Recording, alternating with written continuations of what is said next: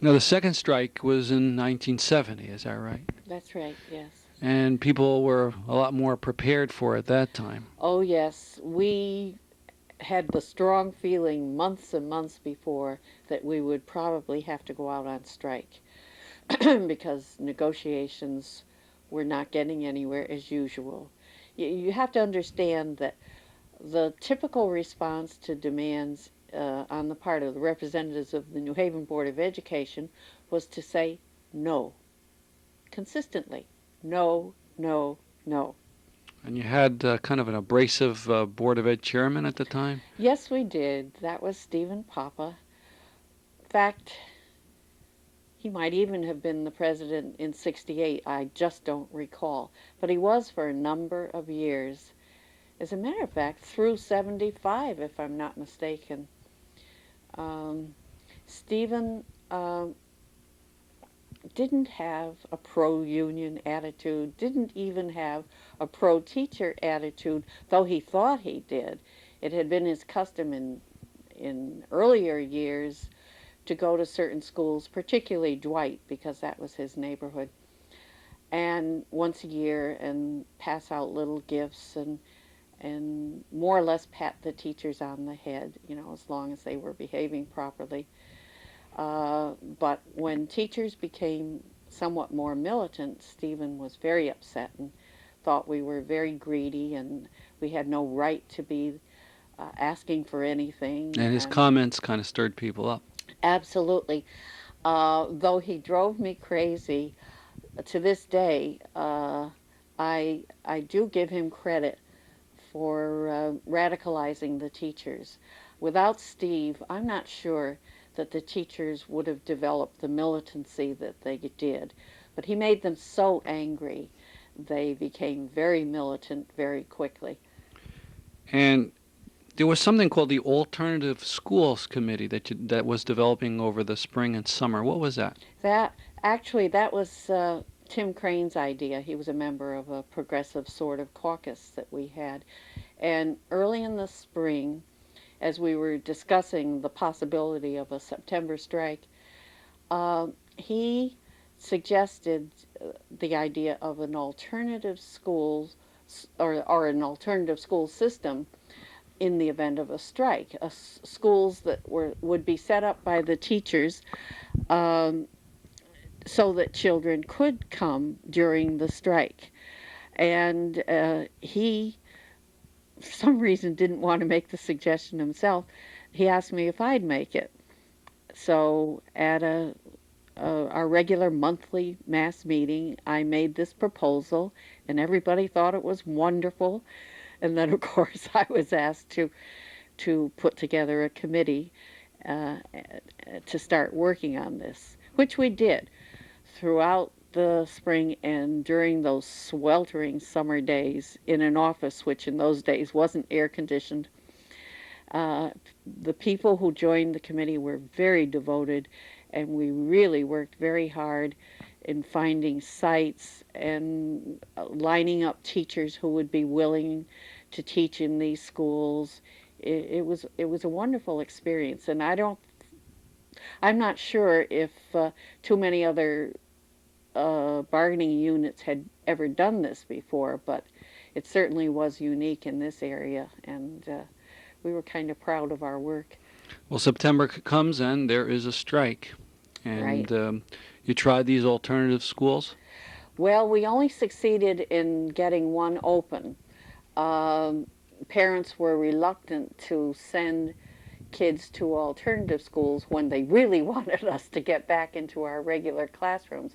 But in Fairhaven, the parents were supportive. I can't remember the site, but we had a good alternative school there throughout that strike. And the strike went on for 13, 14 days? 13 school days, which, what with the Labor Day weekend and all the other holidays, probably brought us through the end of September. Soon after the strike started, the Board of Ed and its lawyers went to the judge for injunctions, right? Oh, yes, almost immediately. They were so angry with us that they issued injunctions in a peculiar sort of way to certain people. Uh, One of them was the president of the local, maybe a couple of other officers. A couple of them were from the negotiating team, at least one member of the strike committee, and I received one as the head of the alternative schools committee. And these That injunctions demanded what? Oh, the original injunction demanded that we cease the strike, and not only that, but that we cease and desist from discussing, conspiring, talking, or anything of that sort about the strike, to the point where when we were first hauled into court, the judge demanded that they rewrite the injunction. He said it was totally irresponsible as an injunction, totally unreasonable. So he forced them to rewrite the injunction. But it just indicated how angry they were. They didn't even want us to talk about the But strike. eventually they did enforce it. And Yes. what happened to the people? How many people were named? There were 15 of us originally. We were hauled into court about 3 times, and at on the third and final visit to the courthouse, one of the members had developed some physical ailment, so she was excused, and 14 of us were sent to jail. 13 of them were men, and they were sent to the old pre-Civil War Whaley Avenue jail, which was an absolute horror. And I was brought to Niantic, which is the women's prison in Connecticut. What did you feel at that time? The only woman all by herself brought to jail? I I remember feeling good about it in some ways, and I also was a little apprehensive because I had 3 children at home, one of whom was 11 and was very upset about my involvement, and I was fearful that I wouldn't even be able to contact her to tell her what was happening. Actually, I did manage it, but I had to make a public display in order to get my phone call. As they were taking me down the stairs in the courthouse, I began demanding my phone call because the judge had promised that we could do that. Mm-hmm. And the sheriffs or whoever they were didn't want to budge, but I began shouting about it so that everybody turned around to look. And they were somewhat embarrassed, so they let me go to a phone booth, and I called my daughter. I was worried about her while I was there, and but I wasn't as frightened as I thought I might be in prison, even though it was no picnic. Mm-hmm. um, I mean, what do they do? I mean, give you the standard treatment? yes, the preliminary exams aren't pleasant, or weren't in those days. Actually, they changed a lot of procedures in ensuing years, and they discriminated horribly against women. Men did not have to go through certain procedures. Women were put in 72-hour medical isolation. I don't know why it was assumed that women were unhealthy and men weren't, but that was the fact in those days. So, in a sense, solitary confinement. Yes, yes. I was in a cell. Well, it was more like a room, a narrow room. It had a window with bars over it, and the door to the hallway was solid except for, I'd say a 5 by 6 inch opening through which I could hear conversations and sometimes see people who happened to come into view. It happened to be a building they no longer use. I've forgotten now what they called it, but it's where they kept people who hadn't been convicted. And of course, we hadn't been convicted of anything. We were sent to jail for contempt of court because we had refused to cross our own picket lines and go back to work. So the place was filled with very young women who were there mostly on drug charges, who And were this is 1970. 1970. So drugs, even then. Even then, although it became much worse, of course, later on. And they sometimes were hauled into court several times before their cases were finally resolved and they were either convicted or released. So there they all were. They were already past their 72 hours of isolation, so they were free to mingle in the hallways and common rooms, and that's how I happened to hear a lot of conversations. And then you were, how long did you spend in Niantic? Actually, about 28 hours. There was a lot of pressure to release the men from that awful jail on Whaley Avenue, and so then they finally informed Niantic, and somebody came after me. I don't remember who, and I got home late that night. Mm-hmm. Yeah, the And next night, actually. Was the strike over at that point, or was it No. continuing? No. This may have been midway through the strike. Mm-hmm. I'm very hazy on the dates now, but the Mhm. strike was not over. Yeah. So it continued. The bargaining continued. But it was, but generally a success, would you say? Yes. We actually, I think, during that strike achieved a lowering of the class size. We got better salaries and benefits. I'm not sure what they were, but and maybe, I think, improve some other working conditions. So here you went to jail for the union in those days, and for the teachers and for education. Did you feel it was worth it at the time? Oh, absolutely. Absolutely. And I would have done it again, which I did do later on. Where would we be without those strikes? Back in the dark ages. I mean, the days of being patted on the head and not getting any real rewards. It certainly was worth it. They never would have budged, particularly this Board of Education.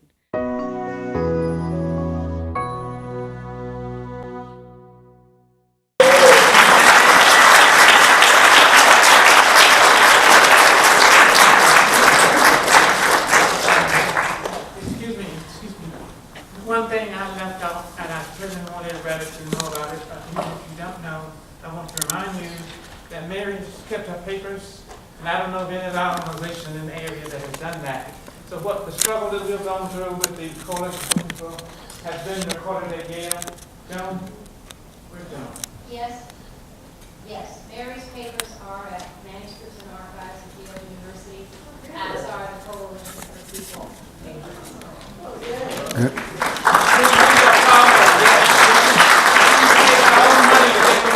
Together. And then, of course, we helped with her being able to put them on Yale, but she really wanted it done. So that's part of legacy, the struggle we've gone through. Thank you. I'm sorry. No apologies.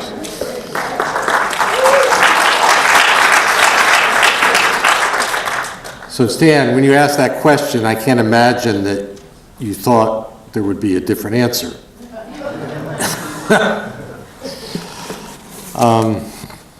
Amazing. So we scheduled this to go until 5. We want to give people a chance to gather afterwards, but we also wanted to invite anyone who had some brief statement they would like to make to have the opportunity to do that. I know several people spoke to me already, and so if you could keep it pointed and brief for us, we would grateful. But we'll begin with Joan Kavanaugh to speak.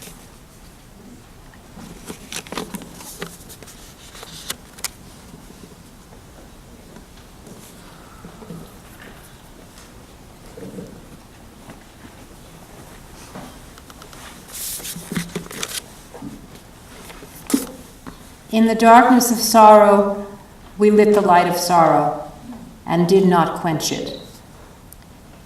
In the desert of poor understanding, we had a vision we set free, and flowers grew on it. In the winter of captivity, we melted the snow, and the river of freedom flowed out of it.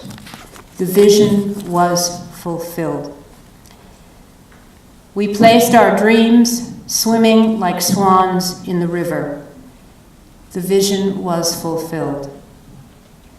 The winter became summer, the captivity became freedom, and was left to us as a heritage. The generations of freedom remember us, the generation of dreams. This is a poem that was written in Irish Gaelic, and it appears on a monument in the Garden of Remembrance for the Easter Sunday martyrs. It's in Dublin.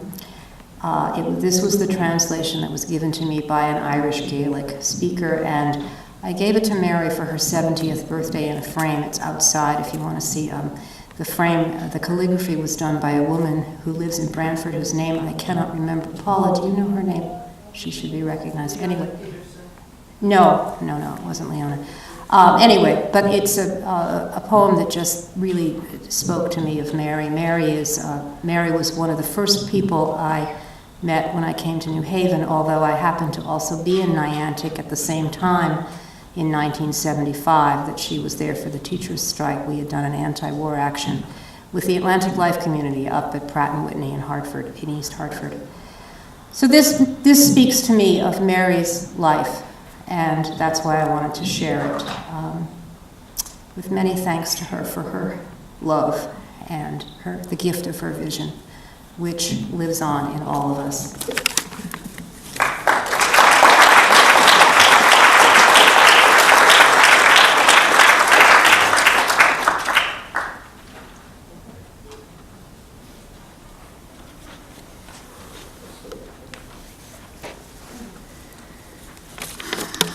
I'm Lou Ann Villani Heller, and I've known Mary since about 1980 when she first joined us at our monthly discussion potluck that we hosted at our house.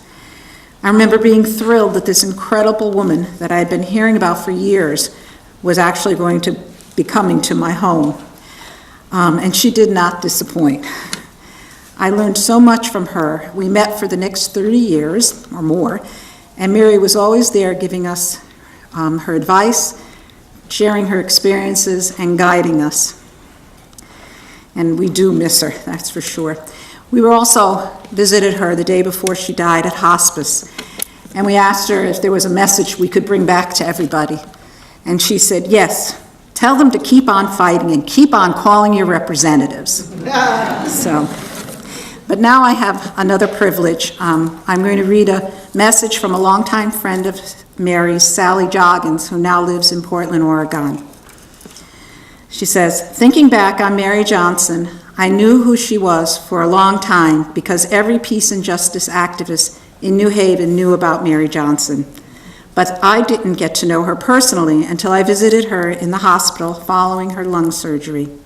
After that, I was involved with her in many activities, protesting the bus stops on the Green, bringing my music jam to play at Coalition for People's annual meetings, starting the Progressive Action Roundtable, and then putting out the PAR newsletter for many years, as well as our Thursday leafleters at Church and Chapel, and 13 years with People Against Injustice, PAI, and more.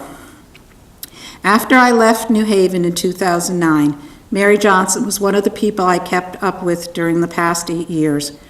One or the other of us would phone, and then we'd have an hour-long conversation catching up on everything that was happening in the activist community and our own lives.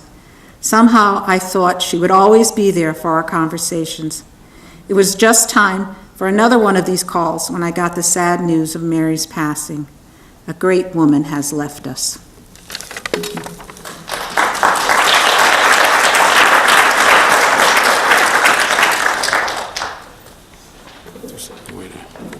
Get this down for you. Can I help?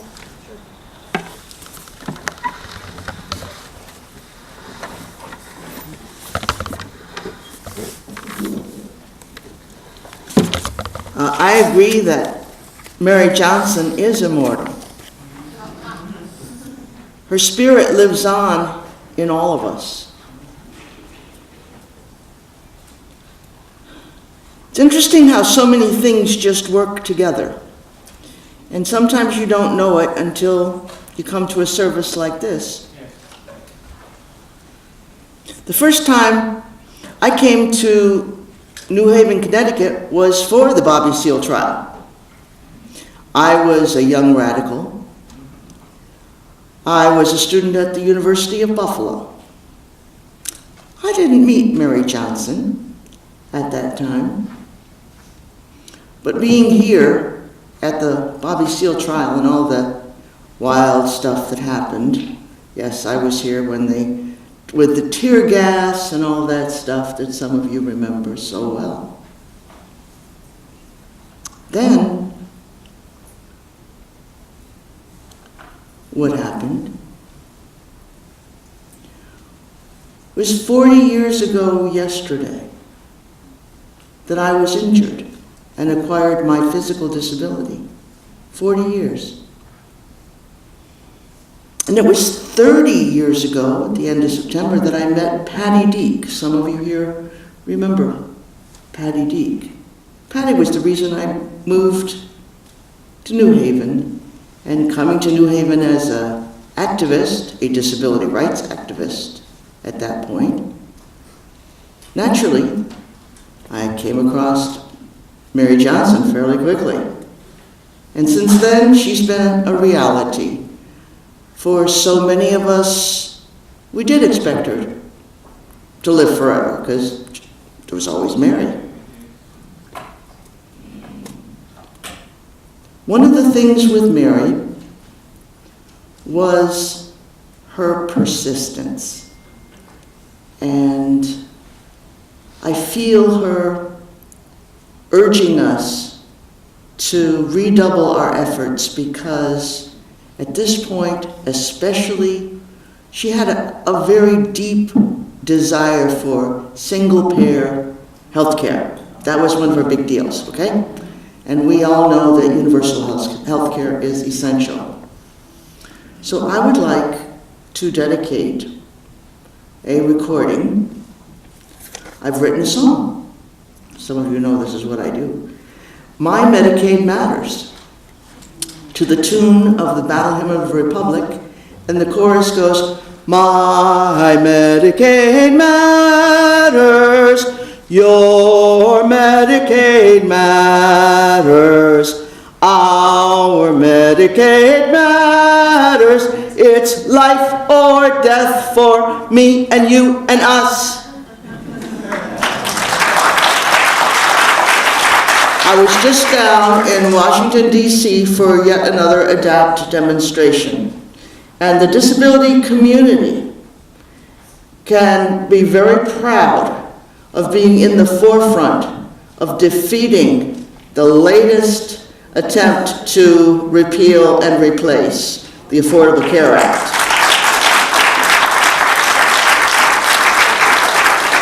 And some of you are familiar with Code Pink. Wild, crazy folks they are. Got to see some of them, handed them a copy of this song. They made copies, passed it out all over the place, and while some of us were waiting in line to try to get into the hearing, they were walking around singing the song. So it has credibility. It cuts across all kinds of lines, and I think this is one of the things that we can do. We can do to remember Mary Johnson and move things forward in a positive way with a wonderful coalition of people.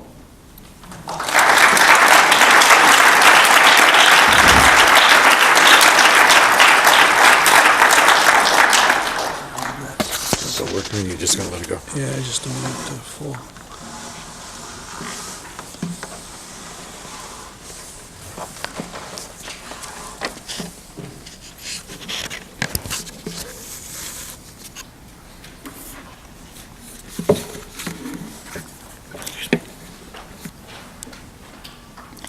I first met Mary when she walked up the stairs to my home in Hamden to get her hair cut. Debbie Elkin had recommended me, and Mary phoned. We talked a little, set an appointment for the weekend, and I saw her white hair first because she was looking at the stairs. And then I saw a beaming face as we greeted each other. I began cutting hair in my kitchen after I stopped working as a hairstylist and began working at Yale. During Mary's haircuts, we discussed politics, employment, and social justice. I was surprised because in beauty school, I was taught to keep conversations light, not with Mary. And I loved her for it. I usually offered tea to my clients, but mostly after a satisfied glance in the mirror and setting their next appointment, they left. Mary was different. She said yes.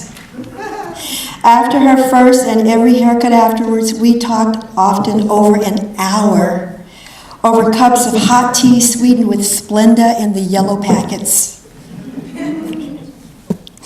We discussed why public school teachers still needed to go on strike, and students needed to learn about the labor movement while in school, and her bouts with jailers. Hers was stuff only people who had been in those trenches could report on with any accuracy. I shared my experience about 1965 Watts riots when I was 11 years old, and I had stood in the center of Central and Vernon Avenues in South Central Los Angeles, watching people running with shopping baskets full of looted goods, and one man toss a Molotov cocktail through the windows of S.H. Kress. We lived under martial law for a few weeks afterwards as our electricity was cut and curfews put in place by the National Guard. Many people died, but things finally began to change for us in places where once we could shop but not work. Between that time and the times we now live in, violence as an agent of change can never, must never be the most used tool. Mary believed in peaceful change, but she and many others were willing to put their bodies on the line to demonstrate that they meant business. Mary was an agent of change, the kind of person I could sit with for hours and just listen to her personal history. A few years later, things began changing for me. I sold my house and went to Mary's house to cut her hair. But now she always had the tea and honey for me. Mary even upped the ante with gourmet oatmeal cookies, sometimes warmed in her microwave. I always stayed later, often over an hour. When it became difficult for Mary to leave her house, I liked to visit, and we talked. As I scanned her bookcase to see what new book sets had arrived, and I rifled through her In These Times and Mother Jones magazines, Mary was delighted to watch Democracy Now! On free speech television. Last year, I marveled at how she wowed the people in hospice and then came home. At the end of July last year, I moved to California, but first visited Mary and we sat and talked. The election was looming and we discussed Bernie and Hillary's chances. We still thought the teachers all over the country should go on strike for respect and job security. We promised to talk over the phone, and I did phone her several times, and we talked until she was tired. Mary demonstrated to me strong, well-thought-out, generous, and careful convictions forged from the fire that only living with courage grants us. Even as her body began to bend, and I had to bend with it to cut her hair, I made sure I saw the twinkle in her eye and the smile of defiance. I was heartbroken when I received the news that she had died, but I wished her farewell because her presence remains in my heart. Mary was and is my standard bearer for a meaningful life, and Mary, wherever you are, your spirit lives on in New Haven and in me.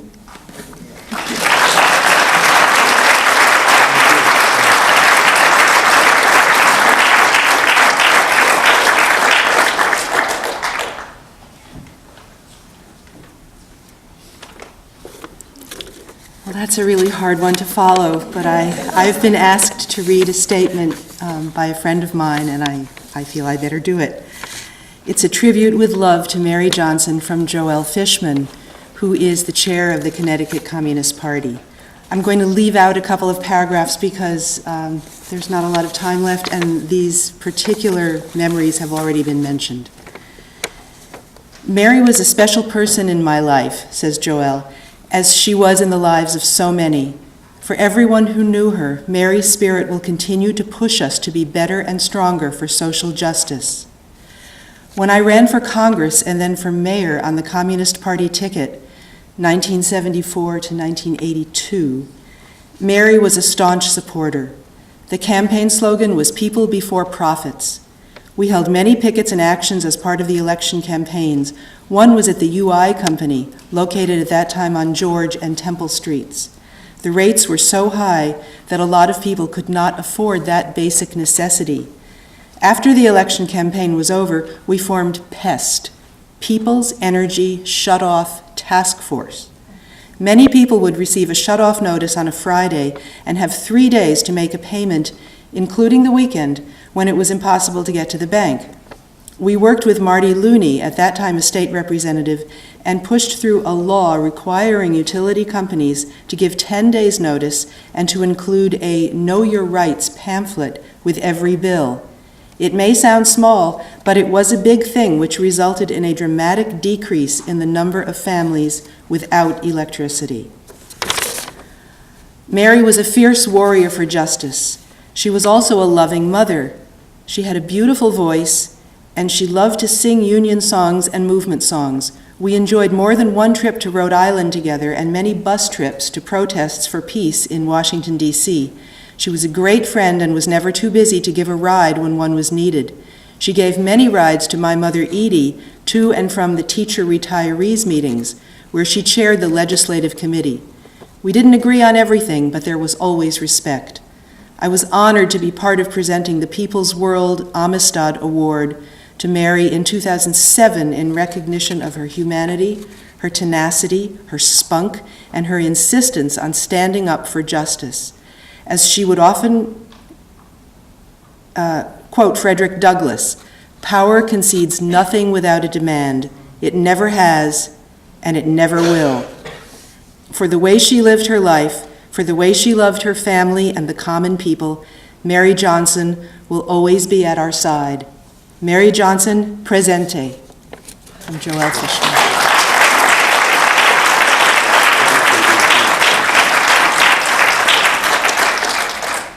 We have time perhaps for two more. Anyone else would like to?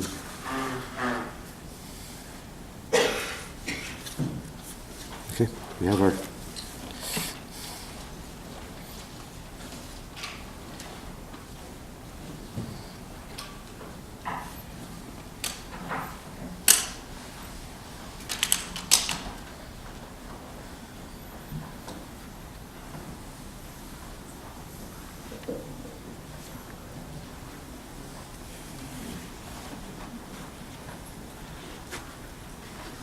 Hi, I'm David Firestone.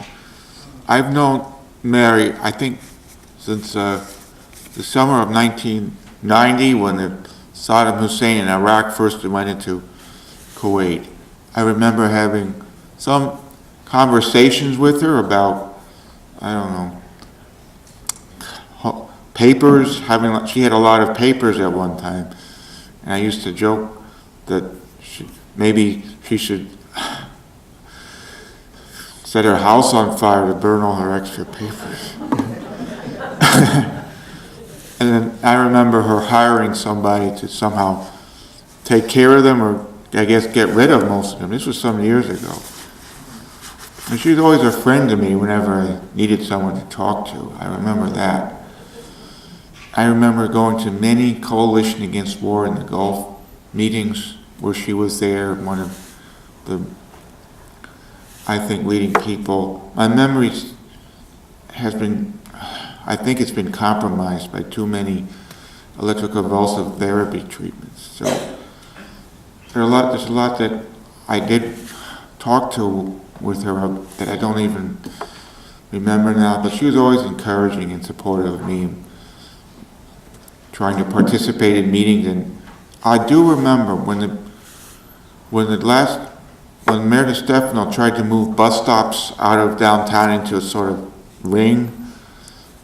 I remember when the last bus stop was put back in place, I think Mary was one of the people who encouraged me to speak at his town meeting, traffic and something meeting, in order to get, and that last bus stop was finally put back to Church and Chapel Street. This is maybe 10 years ago, something like that. All right. I guess I've run out of things to say, so someone else can speak in the time remaining. Thank you.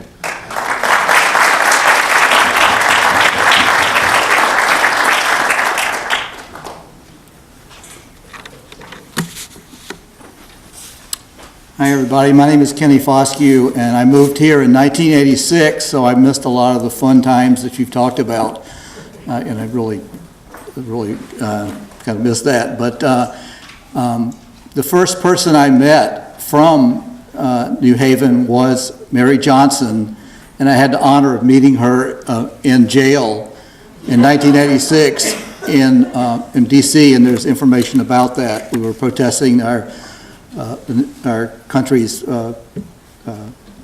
position on Nicaragua and the Contras. And that was the night that Reagan attacked Libya. So it was really scary. I had been arrested before, but that was the first time I felt like I was really scared.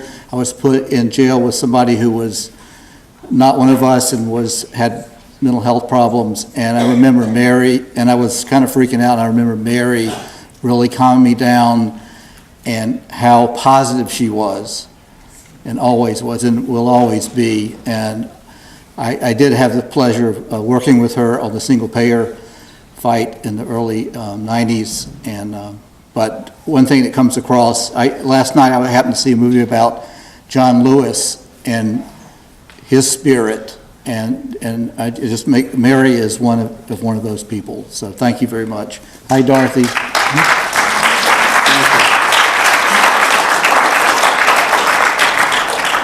So, as we draw to a conclusion, we have a song that's not only for Mary, but for all of us, I think, as we think about her. She always made me sing this song. No matter what event it was, she always wanted me to sing this song.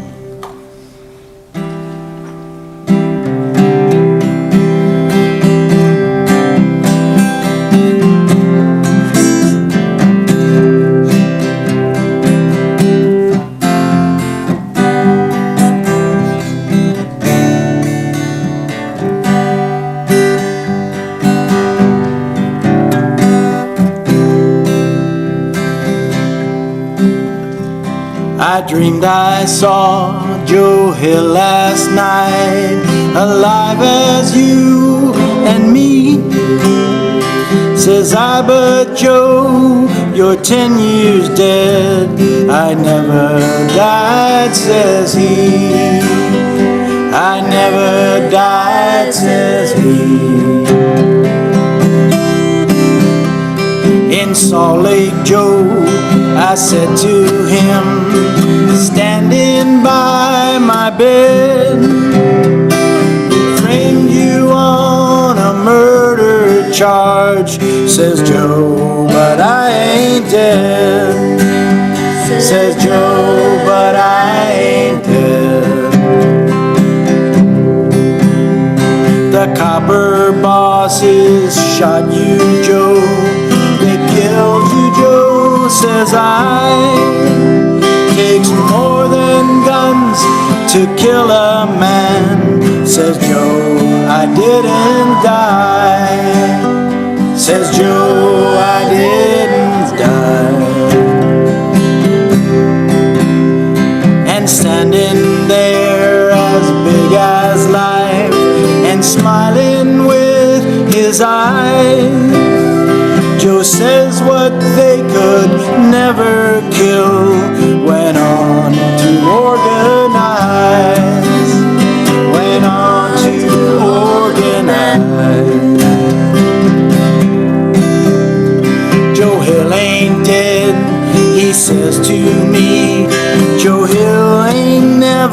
die.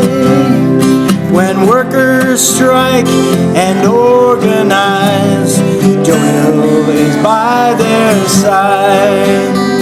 Joe Hill is by their side.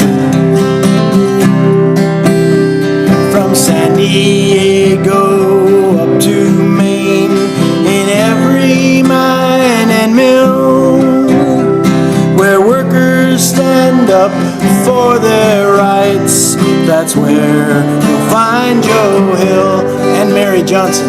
That's where you'll find Joe Hill.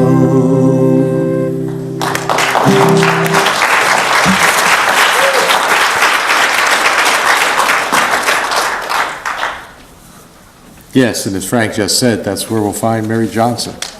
Always find. I want to thank everyone who contributed to organizing this gathering. I think both our grief and our celebration deserve this.